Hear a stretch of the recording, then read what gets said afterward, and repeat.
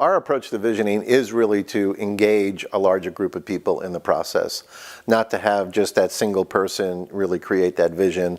Although sometimes leaders do create that vision, but often the question that gets asked by employees is, well, what does this really mean for me and for others? So sometimes you can approach it from a vision that's already there and really give it more beef.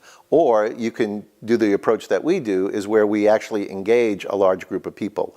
And so, for example, we might take a lateral slice of an organization so that it represents all levels, all functions. Again, depending on the size of an organization, 30 to 40 people is a great size for doing a visioning session like we do.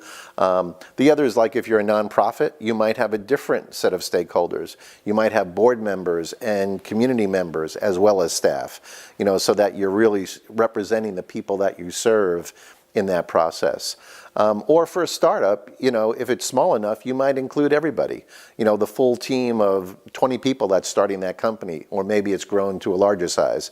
So there's a variety of different ways. So with that, we then basically go through 6 steps, I'd say, of a process. The first step being, we do an environmental scan. We want to look at the broad environment and some of the trends that are happening out in that. Second, we want to look at the implications of those trends. Those 2 things really set a context for the vision. The third step is we like to take people out to a future state, 5 or 7 years out, so that they can imagine what success is like out in that time frame. And then we come back to step 4, which is really then identifying all those ideas. And we really focus more on the what's, not the hows, but what do they see out in that longer term horizon? And then let them start to just generate as many of those ideas as they can, which leads us to the 5th step, which is the refinement of those. So we tend to theme them and really create larger vision themes that really have different aspects to them. And there might be 4 or 5 or 6 of those that really come out of that process.